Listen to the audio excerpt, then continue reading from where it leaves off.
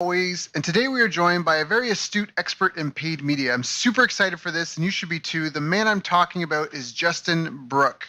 Justin is an author, blogger, and speaker. He's an online advertising expert and has been ever since he turned $60 into six figures with Google Adwords back in 2007. It was that early experience with Google that changed his life and turned him into a self-proclaimed traffic geek. With very few people study web traffic strategies as deeply as Justin does. Today, his company IMScalable has generated billions of ad impressions and sold millions of dollars worth of products for their clients. Clients such as Snuggie, Trump University, Agora, Empower Network, Marine D3, Russell Brunson, Stansberry Research, Rich Sheffrin, Kent Clothes, and is it Kent Clothes? Kent Clothes, and many Kent more. Clothier. Oh, Clothier. Sorry, typo on my end. No worries. I asked him to join us today and share some insights on how to make the paid media game work for us and what to do when things go wrong. So, Justin, thank you so much for joining us. It's an honor and a pleasure to have you on the show.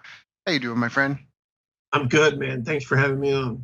Yeah, we were just talking about your travel plans, how you're kind of like myself. You want to enjoy the nice weather all year round, which is kind of although I've never heard about doing it by just driving around. I just think that's a great idea. I mean, why not? Yeah, man. You go north in the summer and south in the winter. Yeah, that's pretty straightforward, and it's good. I mean, you get to enjoy kind of the best of both worlds. So, now a lot of listeners, I know a bit about you and your background of that, but a lot of the listeners don't. Like, how did you? I mean, there's something in your bio there. You turned $60 into six figures. I mean, did you come from an entrepreneurial background? How did you get started in all of this? I didn't come from an entrepreneurial background. My parents are, diehard blue blood employees. Ain't nothing wrong with that. That's what America's built on. But I did, however, I was always very entrepreneurial. Like during my school years, I started out selling like lollipops and Jolly Ranchers, moved up to selling Little Debbie's brownies because I knew I could get like $1 for those instead of 25 cents for Jolly Ranchers. And then what happens after you eat a brownie? You need a drink. So now I was able to do a $2 deal, and I started, I actually got in trouble by the cafeteria in my school because we had, I was selling so many brownies and juice boxes that people weren't having money and they were complaining. Not like I would like disrupted the system or anything like that, but people were, coming and they were like, I don't have any money. And I got in trouble by the school because people weren't eating lunch anymore. So they're just getting lollipops and brownies for lunch. That's hilarious. Yeah. So I didn't come from an entrepreneurial background, but I was very entrepreneurial. And then I, a little bit of preparation, a little bit of luck, I was already learning how to do this stuff. And then I landed an internship with Russell Brunson, internet millionaire. Now everybody knows him about ClickFunnels, but I knew him before ClickFunnels. And my job as an intern was to write review articles on this $250,000 library of courses and DVDs and books that he had. So I got the education of a lifetime, but it was an unpaid internship, and I had to turn that knowledge into money. So I went back home, begged my girlfriend, who's now my wife, to let me do some of the stuff that I learned. We didn't have enough money, so I paid half the electric bill. That's where the $60 came in. I paid only half the electric bill, used that $60, put it into an AdWords campaign, pathetic $2 a day campaign. And, I doubled my money 11 months in a row. Do the math. That's a six-figure business. And paid my electric bill back. And that was it, man. I turned that knowledge, that education of a lifetime, I applied it. And ever since then, I mean, it's literally paid traffic that took me from eating ramen noodles to Red Lobster. So it's kind of the thing that it's my thing, I mean, I've got marketing books in the bathroom, audios in the car, like I've got tattoos about it. Like it's, It's my thing in life. You're all about it. And I love what you said because my buddy Dan and I, who's also been on the show, we always say that in the beginning, it's about getting roof and ramen. It's just paying for the roof over your head and the ramen noodles that are keeping you, alive. Like that's basically the first goal, the first stage. But it sounds like that's a great story, but it almost sounds too easy. Did you have to overcome any challenges or obstacles in figuring this game out? My greatest fear is that I'm going to be at a public event one day, and some like new young punk is going to say to me, "Well, it's easy for you. You got successful fast, or like you got successful overnight." Man, there was some luck. It's not even luck because in order to get that internship, there was a lot of other people that applied for it. But what I ended up learning is everyone else that applied for that internship wasn't willing to move out to Idaho for the 30 days and do an in-house internship with Russell. And so because I was willing to do that, that's why I got the internship. It's not like it's just like I was just sitting around one day and Russell Brunson called and was like, "Hey, you want to come learn?" Right. And then same thing with the whole, I've been doing this 12 years. I got over 300 books on my bookcase. I've probably read at least 150 of them. Yeah, I'm the same way. The book you don't own, you can't read, and the book you don't read can't help you. So you just end up buying a lot of books. Yeah. So I put a lot of work into it. Well, over 12 years, what have been some of the biggest challenges that you had to figure out or overcome? Everybody thinks it's some ad network or some like secret setting in the ad network that's going to finally unlock success for them. But like everything else in life, I've learned in tennis. I'm now learning how to do. I don't do tennis, but I'm talking about like in everything in life. There's always the mindset. And it's been the mindset that has set me apart from other people. It's the rules you create, the systems you create. It's not about the skills. I can teach anybody. Literally within an hour, I can teach anybody how to create a Facebook ad or a Google ad or a native ad or a Twitter ad or whatever ad. It's very easy to learn how to create an ad. Anybody can do it, and anybody with a PayPal account or a credit card can pay for traffic. But what makes the traffic work is being able to detach your emotions from the money that you put into there, because you just like in poker, when you push that money into the pot, you got to be able to stay emotionless about it. Otherwise, you're going to get eaten up by all the other players. And so when you put your $500 or your $1,000 into the ad machine, you got to be able to be unemotional about it so that you can split test, because your job really in the first month is to lose that money. And you're not going to like just waste it. You're losing it on learning what's working and what's not working. And so what everybody does wrong is everybody just like starts up a campaign. They push a bunch of keywords or a bunch of interests. They have one landing page, one ad, a bunch of targets, and they don't learn anything. It just works or does not work. And that's why everybody is like, "Oh, I tried paid ads, it doesn't work." Well, no, it's you just set it up wrong. And so when I set up, we have something that we teach in ad skills called the 5x3 method. The 5x3 method is you start with 5 ad groups or ad sets, depending on whatever ad network you're in.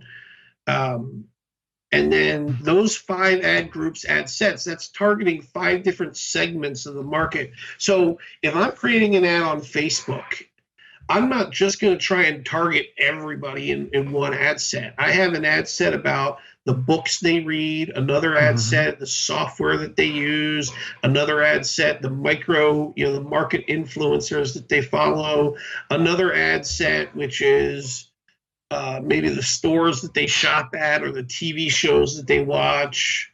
And so I create, these different like segments of the market. And then in each of those segments, I create 3 different ads. That's not 15 ads. It's not 3 times 5. It's 3 ads, the same 3 ads in all 5 segments. Mm-hmm. And so I'm and then I want to use 2 different landing pages, at least 2. And so when I put my $500 in, 100 goes on each of the ad sets, and now I'm learning, which of the 3 ads is working, which of the 5 ad sets is working, which of the 2 landing pages is working. And so I expect 80% of the campaign to fail. Mm-hmm, mm-hmm, mm-hmm. I need 80% of the campaign to fail because I can't find the 20% that works if I don't do this step. Yeah, actually, I can speak to that because that's so. For any of the listeners here listening that don't know, paid media is a really important traffic channel to master. Simply because there's only 3 ways to get traffic. You can buy it, you can borrow it, and you can build it. So building it is like this podcast. I build, a community, an audience, like building a newsletter over time. Borrowing it is when you do an affiliate promotion or JV promotion, or someone sends you business or endorses your product, or you get a press release done or something, and some sort of media outlet does a report on you. That's borrowed traffic. But buying traffic, paid media, tends to separate the small mom and pop shops from the national and international brands, simply because they can afford to go out and pay for a customer. And like Justin's saying, you have to be able to treat it almost like you would a sales rep. Like the sales rep coming into your company, they're not going to make sales their first day. They're not going to make sales their first week, maybe. It might take them a month, 2 months, even 3 months for them to finally get the hang of it, understand the pain points of the product and the service, and finally start making some sales. And so you have to be able to teach your ad budget like that, and be willing to invest in the training. And my own story, Justin, before I got into what I'm doing now, I used to have a martial arts school, and what you mentioned is almost exactly what I did. I did an ad campaign on Facebook way back in the day, and I had 5 different targets, and I had 11 different interests, and I was targeting them, right? And so it was like, because it was a martial arts school, I was teaching, I trained with Hicks and Gracie, so I was doing Gracie, Brazilian Jiu-Jitsu, kind of MMA. That's what I figured out everybody wanted. Everybody wanted MMA, even though what I had was Gracie Jiu-Jitsu. So we got an octagon and all that, but I had like lose weight, get in shape, compete and win. What did I have? Learn self-defense. Like I had all these different things, and then I had the different targets. I had university students, I had fire rescue personnel, I had working professionals. I had these different categories, and what worked like gangbusters was free fighter fitness and skill assessment to university males. That was like printing money, and it worked 1,100% better than the number 2 runner-up. So if I had only done, like you mentioned, like 1 or 2 things, do you know what I mean? Like it would have been a total flop. It was because I did that. Another similar story to that, way early in my career, I used to teach people how to buy and sell websites for profit, kind of like digital real estate. And for a long time, my ads would say, learn how to make more money with your flips, because there was already people that were doing this, but most people were making like $500. I was flipping websites for $15,000, $25,000. And then one day I tried a new ad, and it was like learn how to flip a website in a weekend. And all of a sudden that thing had the biggest click-through rate and the highest conversions. And so where I thought people, the trigger was learn how to go from $500 flips to $15,000 flips, the real trigger was learn how to flip a website quickly.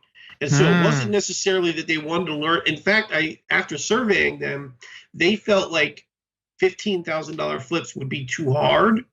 And what they really wanted to do is be able to do $500 flips over and over and over and over again quickly. And so, if you don't do this testing, if you don't create multiple ads and ad sets, you don't learn these insights. You don't get those big wins. So let's talk about that for a minute. Some like target market research. If you have a new client or new campaign or even an existing business, how do you, what do you recommend for identifying the target market? Are you a big fan of surveys? Do you do any like using audience insights? Is there a couple steps that you use to try to help narrow it down? Yeah, I every single campaign I start off like I'm a complete idiot. I don't want to bring my own prejudices or judgments or like any like guesses or assumptions. I don't want to bring that into the market, into the new project. So I always start off by I just go to Google and I'll just start typing in like the main keywords. So like if it's tennis, I'm going to type in tennis, and then down at the bottom, it's going to start giving me some modifiers to tennis, tennis courses, tennis classes, tennis equipment, and then so I start getting kind of an idea of what is popular. And then there's some tools that you can use. And now all of these tools, they do what you could normally do by hand. They just do it faster and, in massive batches. So Right. you don't need any of these tools. But the one that I recommend more than anything else is one called SEMrush. And I swear, I've told the owners and the employees of this company that I would literally stop paying my electric bill before I stopped paying for SEMrush. Like I would just go up to the library instead. Because I could make my money back with SEMrush. So I type in the market into SEMrush, and it starts showing me who the competitors are on the ads and also the SEO. But like it starts showing me who else is bidding on these keywords, and then it shows me their ads, it shows me their keywords, it shows me their landing pages. So it's like you're getting kind of the keys to the kingdom just by typing in a couple of searches. And then from there, I want to be able to rank the competitors, because you don't know who's the top dog, who's the chumps until you actually. So then I use another tool called SimilarWeb. And SimilarWeb is eventually going to hear one of my podcasts change their charging model. But for the most part, when you're doing the research, all you really need is the top 10 results. You're really not, unless you're like digging deep into a market. And so because you only really need the top 10 results, you don't really need to pay because they give you the top 10 results for free. You have to pay when you want to go deeper. And so eventually they're going to catch on to that and start charging for the top 10 instead. But so SimilarWeb absolutely pay for, or no, I'm sorry, SEMrush definitely pay for. SimilarWeb, you can get by with the free version of that.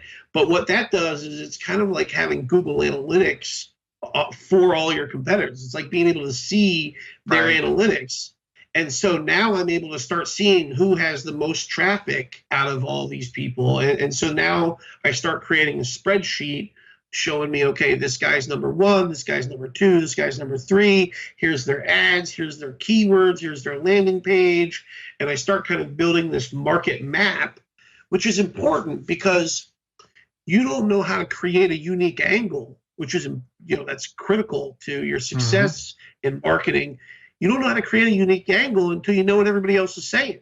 Yep. Once you know what everybody else is saying, then you know how to create a unique angle. You can have the contrarian point, or you can have a speed advantage, a discount advantage. Like there's a lot of things, but you need that initial market map. And that's just my name for it, but you need that initial spreadsheet of market data. Yeah. Okay. So that's basically, you start with some keyword research. You're a fan of that, using a tool, SEMrush. Now, if anyone doesn't want to use SEMrush, what is a workaround? Like you said, there's a way to do it for free. What do they have to do if they want to try to, figure it out on their own? So really all SEMrush does is it just kind of does a lot of searches and scrapes all the information. So I can go to Google right now and I can type in tennis equipment. And then it's going to return back to me all the people that are advertising on that keyword. And so that I can start adding these to my spreadsheet myself, and then I can type in another keyword and do the same thing, and another keyword and do the same thing, and see who, so you can do this stuff by hand. It's just the tool does it really fast. Yeah. No, all good. Okay. Just so people understand kind of the methodology. That's all that's behind it. So, okay. So now you've done your research, you kind of understand who the competitors are and who's making money and not making money, and what I think was really valuable about this is you understand the money keywords, because I know a lot of people that are either in the SEO or whatever, and they want to they want to go after 100 or 200 or 300 keywords because they think that that's where they're going to get the volume and the sales from. And correct me if I'm wrong, but don't the sales typically come from just like a handful of kind of ad groups, you know what I mean? Like not you're not making money on 200 keywords for one business. You might be able to push traffic, but Yeah, going back to that very first campaign after my internship, I did the classic mistake. I put 900 keywords into one ad group, because that's what I thought you do to get a lot of traffic. It's like, I'm going to have every keyword in the world. That's right. And when all was said and done, after I went through like 3 or 6 months of optimization, it came down to there was only 9 of those keywords that were actually ever leading to sales. Out of the Mm. 900, only 9, and it's just coincidental that it was like 10%. But yeah, only 9 of those 900 keywords were actually driving any sales at all. So yeah, SEO can be really risky without first doing this research. So once you got this map of the market, and you know who's out there, who's making money, who's getting most of the traffic, what their ads are, going to what landing pages. How do you come up with or test different offers? Is there some things that you feel like every offer has to have? Is there a way to test it? How much money do you have to spend to test, before you know that you need to just shut it down? Are you spending, $500 to figure out whether an offer works or not? So for me, the next step is so you have the market map, and then you have the 5 by 3 method. But if you already have a product, then you kind of already know what you're going to be advertising. If you don't have the product yet, what I would suggest people do is put up just like a squeeze page or even just an article.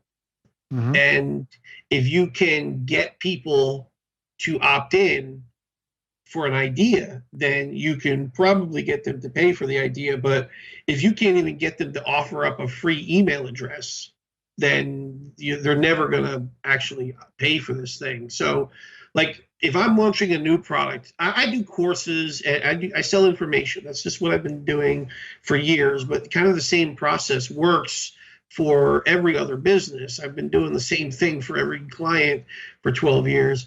And so for me, I would just write the first chapter of a book, Mm-hmm. or even just create the first module of a course, and then I would put that up on a squeeze page and see if I could get people to opt in. And Mm-hmm. then if I can get people to opt in, then I'm going to write a sales page for it. I'm not going to create the whole thing first. I'm going to write a sales page for it. Then I'm going to advertise that sales page. If I get any sales, then I'm going to go ahead and quickly create the product. So Mm-hmm. that's the way I do it. And you can do the same. You see a lot of the same things these days with like Kickstarters and crowdfunding. All these people are doing is they're validating ideas before they actually go and create the product. Mm-hmm. Yeah, that's something that I think is a huge mistake a lot of people make, and I know I've made it in the past. It's just investing a lot of time. I remember I was in a mastermind group, and this guy, it was his turn into the hot seat, and he came and he sat in the hot seat, and he was saying how he got a $1 million investment, and this was way back. This is like when Flash websites had just come out, and they were like the cat's meow, Mm-hmm. and they'd spent like $800,000 on making Flash sites SEO indexable. Oh, And geez. he's like, now we've got around $200,000 left. We're looking to interview like a marketing manager so we can get this out there into the world. And every single one of us in the mastermind were like, bro, you did this totally backwards. Like you needed to do something for like 50K, like if it's really expensive new software, you know what I mean? Like 50, 100K first and spend 800, 900,000 on marketing it and figuring out what people want to buy or pay for, because and for anyone listening that doesn't realize this, if they haven't figured it out yet, people always argue you need a world-class product. You do need to deliver quality in your products and services. Otherwise, you're shooting yourself in the foot and there's no longevity in what you're doing. And you're not really pushing the world forward in any way, shape, or form, right? You're more like a parasite versus helping further humanity in some way, helping people overcome a problem. That's a given. That put us aside. The next thing is being able to establish a steady lead flow and consistent sales. You have to be able to maintain that if you want to have an actual business. Otherwise, you don't really have a business. You have a hobby. So that's where, like what Justin's describing, is he's making sure that his marketing and sales systems are up and running and producing. That way it justifies hiring the team to serve the people, right? To build the course, to do all that stuff. It merits that, as opposed to cackling like a madman alone in his apartment or house or wherever he's living, RV, about how amazing this thing's going to be, and toiling away for a year, 2, 3, 4 years, and then be like, ta-da, to present it to the world, and not having anyone there who benefits from, because it's not about you, it's about the people you're to serve. And that's a major mistake I've made, and I know lots of other people that have made, and people who continue to make it when they start, is they go into business for themselves and they're trying to make their dream business for them. It's like building your dream house for you, but you're not paying the bills. You're not the one that's going to live there. You're not like. There's a massive difference between selling what you want to sell and selling what the market wants to buy. Yes. Yep. So now, do you have any tips for how to build a sales page off the research or anything? It's not a copywriting course, but. Yeah, so I've got kind of my own way. There's a lot of, I think one of the go-tos that most people use is if you just Google like 12-step sales letter, David Frey. That's kind of the default, but and it's very good. I've got kind of my own thing. There's like all these other abbreviations, ADA, but for me, it's REM, and it's just kind of my own system, and works really well for me. It's worked for some of my customers, students, whatever you want to call them. And REM stands for relate, educate, and motivate. So the first thing you have to do when somebody hits your page is you got to relate to them. If the design doesn't look like what they would expect, if the headline doesn't relate to their problems, if it's not, like the first thing you got to do when they hit that page is you got to relate to them. Mm-hmm. And then, my sales style is I just don't really like being super salesy and hypey, and so instead what I do is I just educate, just give and give and give. And what ends up happening is two things. One, you kind of trigger the law of reciprocity because they're just in love with the value that you've just given them. Mm-hmm. And then the other thing is you just educated them so much that now they're overwhelmed and they just want you to do it for them. So, and then the motivate is you have to give them a reason why they need to buy today. Because if there's not a strong reason to buy right now, then what they're going to do is they're going to think about it. Mm-hmm. And if they're going to think about it, it's never going to happen because the kids are crying and dinner's got to be made and there's a movie tomorrow night and you're gone. You only exist in the prospect's mind for like the next 30 seconds. After that, I promise you, they are not still thinking about, man, let me just ponder over whether or not I want to buy that product I was looking at. No, you're gone out of their life. So it's relate, educate, and motivate for me. Now, do you want to say anything about your experience? Like, are sales letters dead? Is it all about webinars, teleseminars? Like, do you have to have video? Is there such thing as too long, too short when it comes to paid ads? Like, what's your experience been? It's kind of like, I'm not trying to make enemies for you. I'm just trying. No. It's kind of like in the old days, people wore fitting pants. And then, my generation came around and we had baggy pants. Right. And now my son is wearing tight pants. And the same thing kind of happens in the marketing circles. It's like sales pages were popular.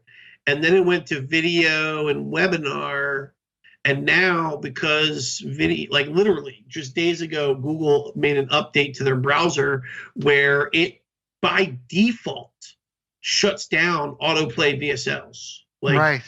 You don't even get a chance. This isn't something that they're installing. This isn't, a compliance issue. Like the browser just will not play an autoplay VSL. Yeah, that's something I had last night. I was going through, I don't know if you know Glenn Livingston, but he sent me some stuff and I was trying to check it out and his videos weren't playing. I had to go in and mess around with the Google Chrome settings. I'm like, why isn't it just playing the damn video? I have Flash. Yeah. And so we're kind of coming back to the written sales pages and advertorials. And so tactically, it doesn't really matter whether it's a video. And then the other thing that's really popular right now is video ads on YouTube and Facebook ads. So that's different than autoplay videos and whatever. So to me, the medium doesn't really matter as much as if you're relating to the person. They don't care if it's a webinar, if it's a video, if it's a whatever, an email, a sales page. If it's relating to them, then they're paying attention. And if it's educating them on something that is relative, then they're going to keep paying attention, and then you motivate. And so I don't care whether you're making a YouTube ad or a VSL or a webinar or a sales page. I mean, I kind of prefer written. It's just, even before I make a video, I write out the script. So, but like, whatever's easier for you. If just audio is easier for you, then do that. If video is easier for you, then do that. Because if it's hard, you're not going to do it. And so stick to whatever's easier for you, and then just use a process that works no matter the medium. And how about with follow-up? I remember Ken McCarthy back in the day on a call said, Daryl, all an online business is an ad to a squeeze page that leads to an order form, or a sales letter that leads to an order form with an autoresponder behind it that basically goes on forever. Would you agree with that? Do you not really rely on the follow-up so much? Is it mostly what can you get in the first kind of, the first visit, the first day? I think he's right fundamentally. I think where the follow-up is, this goes back to the kind of the tactical thing, because to me, a Facebook friend is just as good as a lead on my autoresponder. Because what is a lead on an autoresponder? It's somebody you can, that you can reach out to and you can keep on communicating with. That's the same thing as I do on Facebook. Now, would I rather have an email address? Yes. Would I rather have their actual buying email address? Yes. So there's kind of levels to it, but yeah, it really comes down to like capture an audience. So whether that's a squeeze page or a Facebook or a Twitch or a YouTube, like capture an audience on a platform, communicate with that audience over time, and sell them something that they want to buy. That's the big thing. Sell them something they want to buy, not something you want to sell them.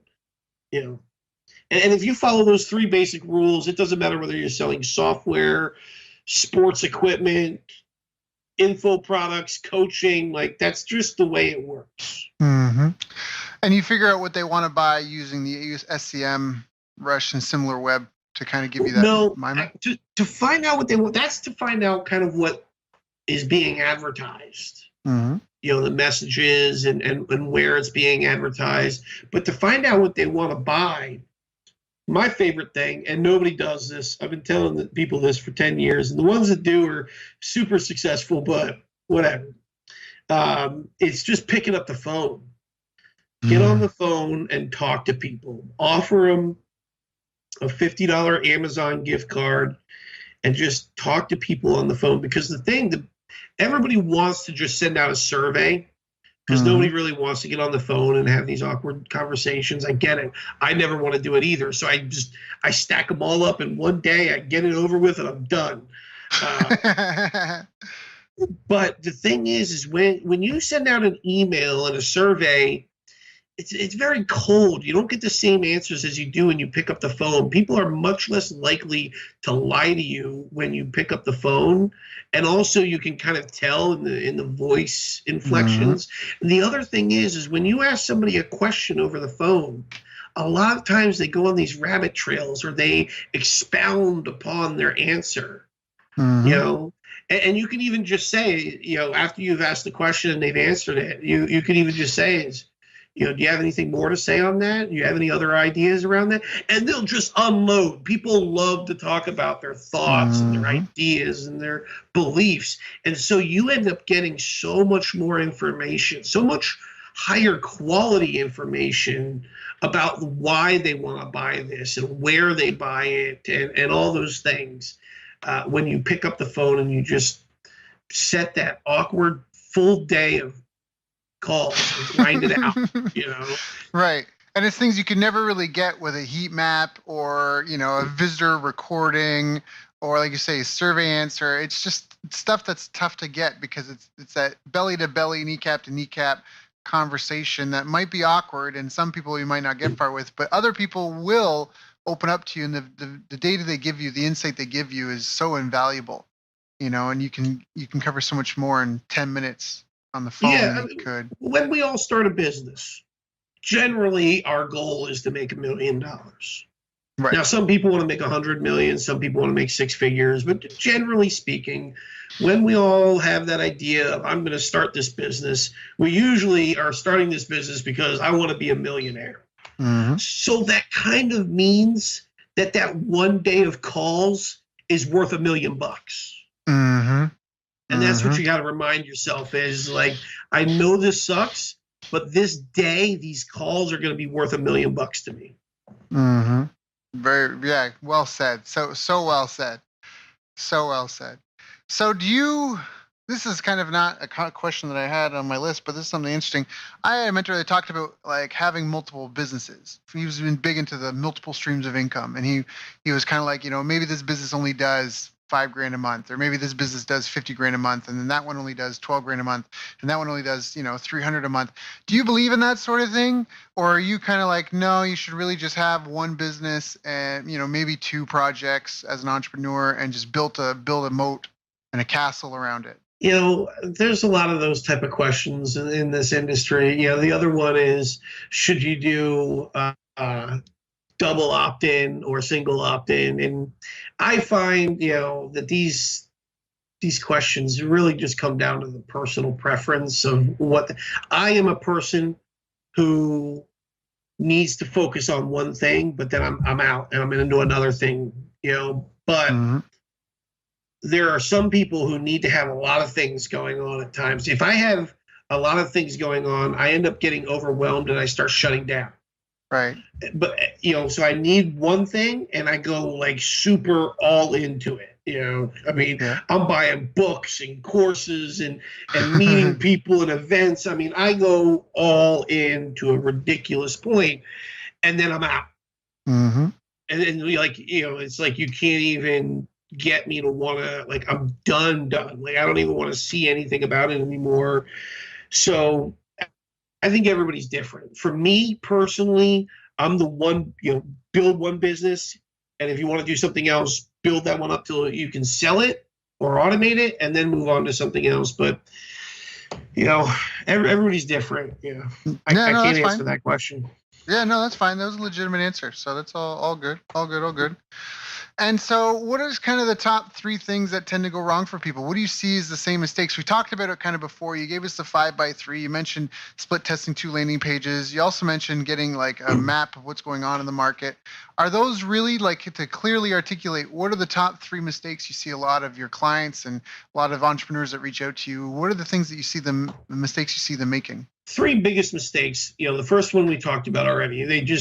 They treat it like a lottery. It's like, I'm going to put all these keywords in here and one ad and one page. And I'm just, that's kind of like putting your money into a slot machine, pull the arm down, pray, and see if you make some money. That don't work. So we already talked about that. The next thing that people do is they really deeply underestimate how much testing that they need to do.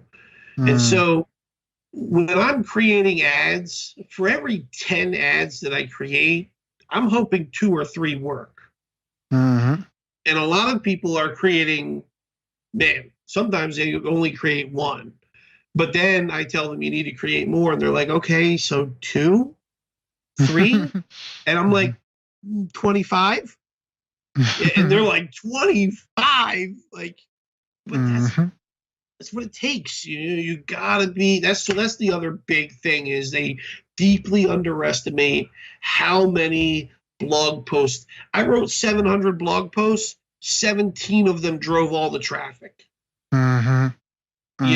So that's the thing that they underestimate. There's been a great quote one time I heard. I forget who said it, but they said humans greatly overestimate what they can do in a day. They greatly underestimate what they can do in a year. Right. Yes. Yeah, I've heard something similar to that, and that's so true. And so it's kind of the same thing with your ads and your marketing. Like you greatly overestimate what you can do in a 3-part email series, but you so underestimate what you can do in 100 emails. So that's the other thing. What's the other one? The third one. Oh, it's slipping my mind right now. It's all good. So we talked about the top 3 mistakes. The first one is they treat it like a lottery. They don't really do the research or the planning that they need, to make sure that when they come in that they actually have something people maybe want and that they have their own unique angle.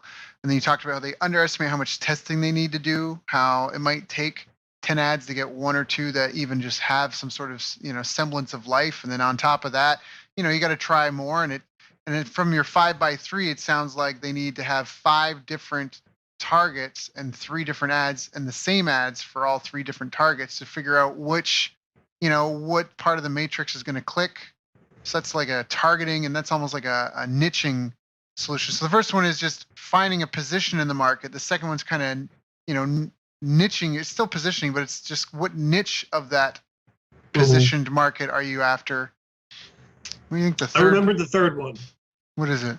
So the third one for me is they think people care about the product. It's kind of cold because I don't mean like nobody cares about you. Like your mom cares about you, your brother and your sister care about you.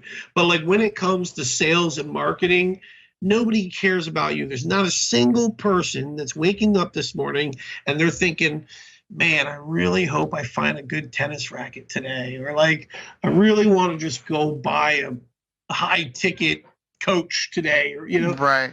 What they're waking up and thinking about is their problems. That's right. all they're thinking about all day long is their problems and the problems that those problems are creating them and the cost that they're incurring. And so you got to remember that it's never about your product. It's never about you. It's always, always about them. And that becomes really easy in the beginning to follow because in the beginning, we're not like experts and doing podcasts and speaking and like, but like when you start getting a level of success, all of a sudden you kind of forget that it's about them. And, and you start thinking it's about you. And next thing you know, you're taking pictures and you got a suit on and, and your ads always have your face in them. But then like you get to another level and you realize, oh yeah, that's right. It's not about me. It's about them. And so that's something you really got to force yourself through all the levels of success you have. Doesn't matter how successful you get. It's still about them. Yeah, that's a really good point. Nothing feels like success. People think that they're so good that they just know, like I've developed this intuition and instinct. But if that were the case, a lot of these Fortune 500, Fortune 1000 companies would still be there 50 years later, so that ignorance is real. So, right.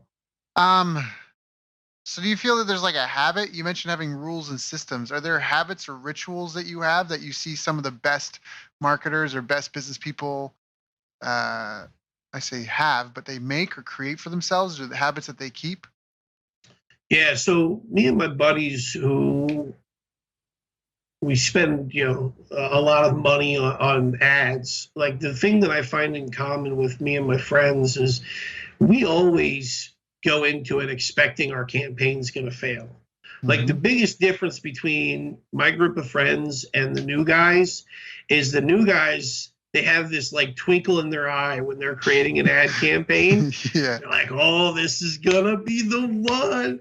And me and my buddies were like, man, I hope I don't completely poo the bed on this one, And so it's that kind of attitude going into it, and then the attitude of just always testing. You're never done. There's always another sales page you need to write. There's always another ad that can get a little bit better CTR. And so like I go into it expecting I'm going to fail and that I need to create a lot of ads to test and that's just what I'm going to do every day. Right. It's never going to be done. So you mentioned you creating a lot of ads. You said that a few different times. How often do you split test the sales page? The sales page.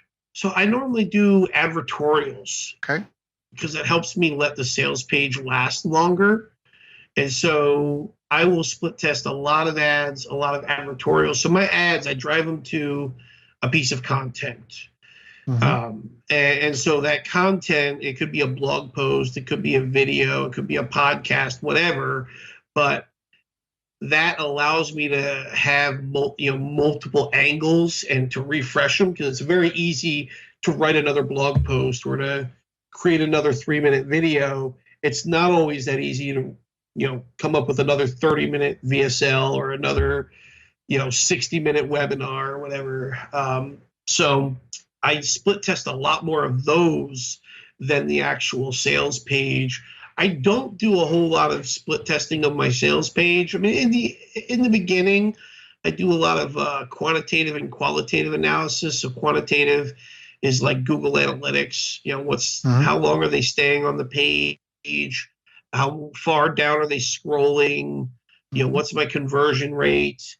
And then qualitative is, like having little surveys on the page, or having software in the background that's recording what somebody's doing while they're on the page. So it's telling you the why while you're also getting the what. And so I do a lot of that, but I don't really believe in a lot of split testing on the sales page, because it's either the offer works or it doesn't work. Mm-hmm. And then where I find that a lot of split testing that needs to happen is at the ad level and the landing page level, because by the time they get through the ad and the landing page, they want the thing on the next page. Mm-hmm. But then, you still, like, the market evolves after a couple of years, and they just, either their problem gets worse or there's a new problem that they have. And so every couple of years, you need just a whole new sales page. Mm-hmm. Mm-hmm. Mm-hmm. Yeah, very well said. Very, very true. So where do you think, now I know I've seen you post about this on social media, and that, what channels do you think, is there a rollout method you recommend? You've said before, like, Facebook just doesn't have a lot of inventory, and it's not necessarily maybe somewhere you would recommend people build their business is on Facebook ads, just because they're going to cap out once they get something that works. Is that They're true? there. Is that, They are yeah. there. Yeah. I mean, it's not me, you need Google it, Google Facebook max ad load, and you'll see, I mean, every newsletter I'm subscribed to these days, it's like every day I'm getting another blog post coming out about somebody measuring 34% increase in CPM and 47% increase in CPC. And, I've been telling people this was coming for a long time. Well, it's here, Mm-hmm. and, so for me, it's Google, and I started out on Google, and Google did have their problems for a while, but they grew up, they matured, they figured it out. And that's kind of where Facebook is at right now, is they're at where Google was at when Google first started and then became a little successful. Is, Facebook is trying to deal with the growing pains, and they're trying to learn how to both please their user and their advertiser. And Google's already been through that journey. And so you're going to a platform that is, one, just bigger, far bigger. You could Google the stats of how much bigger Google is than Facebook. And you're dealing with a platform that's already been through their growing pains, and now they know how to handle both pleasing their users and their advertisers. And how does that change the targeting? Because, like, you can target on interests with Facebook, but you got to target with keywords with Google. Or are you still able to target with interests? Can you still? So yeah. I would argue that keywords are interests. Even better, they're very precise interests. But there is interest targeting on Google as well, like, specifically like pet owners. And I ran one campaign one time where we were able to, there's what's called in-market audiences on Google. Mm-hmm. In-market audiences is Google knows what people are buying, because there's Google Analytics on all the pages, and they have the Chrome browser, and now they have Google Wi-Fi. So, I mean, it doesn't matter. They know. Yeah. And they're also buying credit card data now as well, so that they can match up. Okay, we know that John Smith saw this ad, and then all of a sudden, a day later, there's a John Smith transaction on this credit card report. So we know that he converted. So in-market audiences on Google is Google saying, we know people buy this stuff. And there's one called pet food buyers. And so I had a client who was selling this super high-end, like frozen, freeze-dried filet mignon for your dogs. And we were able to advertise to this in-market audience of pet food buyers. And then we were able to use keywords, so placements, that's the other thing. So it was people who were pet food buyers on pet food websites, and then specifically pages of those websites that were about premium or organic dog food. That's pretty targeted. You just can't get more targeted than that. Yeah. If anybody finds a way to target better than that, call me. I will pay you $1,000 an hour. That's a legit offer. Yeah.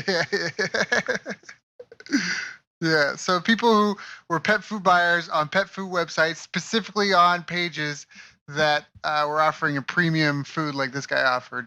Is that like kind of CPV stuff? I've heard of ninja tactics like that, like targeting, like if you sell whey protein, you use CPV where like it's people have downloaded toolbars or emojis or whatever, and you target all your competitors' order forms.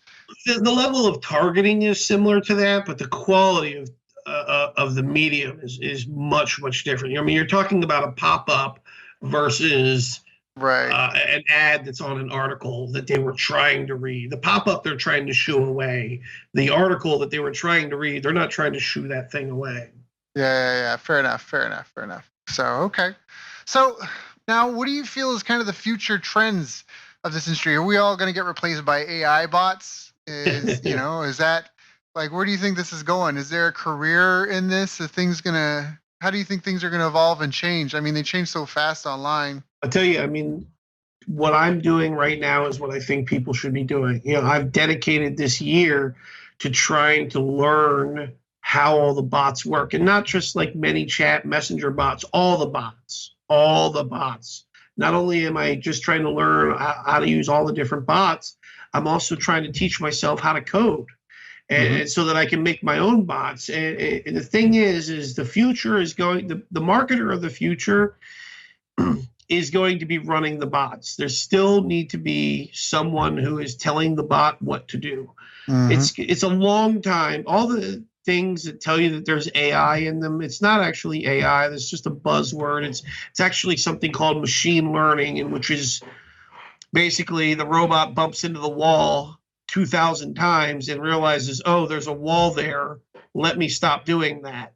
And then changes its position a little bit until it finally makes its way through the maze. That's what machine learning is. And so it's a very crude brute force method of AI. It's the precursor to AI. But anyways, because AI is actually a long ways away, there's still going to need to be a human telling these machines what to do. And so that's where marketers need to go. There will be, you're not going to need to create ads. Like right now, there's already Google Smart Display campaigns where all you do is you load up a bunch of images, a bunch of headlines. You tell Google, these are the age group that I want to convert. And, this is the page I want you to advertise. This is the page, if they land on it, that's a conversion. So you just give Google all this information, and then Google uses the full power of its billions of dollars spent in algorithms and machine learning. And they're testing, not only are they testing headlines and image combinations, but they're testing hours of the day that are best, and segments of the people, neighborhoods, this neighborhood versus that neighborhood, and this, if it's raining versus it's sunshine out. Like, they're testing everything. And so that's where we're coming to, is it's no longer going to be us creating a bunch of ads and us doing all the split testing. The bots will do that for us, but we still have to tell the bot what material to use in that. And that's where people need to be thinking. That's where the puck is going. Yeah, that's very insightful. It's definitely good to be ready and prepared for the future because it's not going to stay still. The world doesn't stay still. It definitely keeps changing, and you can either, what is it? There's three types of people: those who make things happen, those who watch things happen, and those who wonder what just happened. You know, Right. and And yeah, and you so the thing definitely. is some people always wonder like how far away is that? Like it's here today. Right Mm, now, the big companies are using. Right now, it's at the enterprise level. And so you may not have heard about it yet because it's at the enterprise level, but it's already here. This isn't something like somebody needs to go and invent one day. Like it's here right now. It's in beta programs. So tomorrow, 6 months from now, this stuff will, mm-hmm. be mainstream. So that's something that, especially anyone that's in the ad field, if you're in the advertising field, if you're running paid ads or you're managing someone's Google account or a Facebook account, that means that your number's kind of on the wall at some point, unless you kind of get into this game and start figuring that tech and just kind of keeping an eye on where that stuff is going. Is that accurate? Right. Yeah. There will be, what the bots will enable you to do is it'll enable you to have more clients, Mm-hmm. but because the client isn't going to want to use the bot, they're not that good yet. Right. It's a long time. You're talking about 5-10 years before you have bots that are good enough for just Joe Smith, regular business owner, to do his own marketing with. Right. But in between today and the next 3 years, there are bots out there right now that will allow you to save a ton of time, have many more clients, work less than you ever have, make more than you ever had, just because these bots are saving you so much more time. More time. Right. Justin, this has been a great and very insightful interview. We've talked about everything from how to target your market, how to test your offers, how to get your ad campaigns up and running and profitable as soon as possible, how to troubleshoot them, the common mistakes people make, tools to use, even just creating a sales page. It's not a copywriting course, but at the same time, I think it's just very relevant what you thought about. Because I know some people are like, can I drive ads to a long form sales page? Should I drive them in what format? Covered a lot of the stuff, and I know you're really in the trenches, and so the content, the information is really good. Was there anything I didn't ask you about that I should have asked you about? Hmm. I don't think so. We covered a lot. We did cover a lot. No, it was good. It was great. Again, my listeners always tell them make sure you keep a paper and pen to write things down. You may want to listen to this call a second or third time simply because in this single 60-minute segment, we've covered almost the whole can soup to nuts on what you need and what it takes to be able to make paid traffic work. And it might be simple as how we've articulated it, but collectively, we probably have a few $1 million worth of experience here, and it won't be as easy. So make sure you take the notes and follow along as you try to roll this out. And Justin, if anybody here is struggling or they want to reach out or follow, how do they get involved? How do they reach out to you? How do they get some help? You can Google Justin Brooke. A lot of my stuff shows up, other interviews and YouTube videos and blog posts of mine. But if you want to just go to my website, go to adskills.com, click the start for free button, and that'll get you access to my free daily newsletter where I give out a bunch of tips like I did today. That's awesome. Justin, thank you so much. It's been a long time coming. I've wanted to do this interview for a while. I'm glad we finally got it on the books. And it's just been an honor and a pleasure. And you definitely lived up to the legend. And I appreciate you, man. All right. Thank you so much. You've reached the end of our interview. Now, first, let me thank you for listening. I appreciate and respect you more than you'll ever know. And now I'd like to ask you a couple of questions. First, what 3 lessons did you just learn? What 3 aha moments just jumped out at you? Second, what can you implement for yourself and your business in the next 24 hours? Third, what can you give to someone else to help you with, or give to them to just do it for you? Whatever it is, remember, taking action is the secret sauce to results. Now, if you think this interview would be helpful for a friend, please give them a link to it. It'll help them and it'll help me too. I'd also like to invite you to help me find out more about the challenges you're facing, your dreams, your goals, and how I can help you overcome what's holding you back. We both do better when we know better, and your success is my success. So please reach out and interact. You can visit our website, bestbusinesscoach.ca for Canada or California, where I'm from and where I'm living. You're welcome to also try out one of our paid programs. You can find us on YouTube, Facebook, and pretty much every other social media channel you can think of. You should also subscribe to the podcast, and if you're enjoying them, please leave us a nice review. It really helps. That's all for now. Once again, thank you. Take care of yourself, and remember, the world needs the best business you can build. And I believe in you.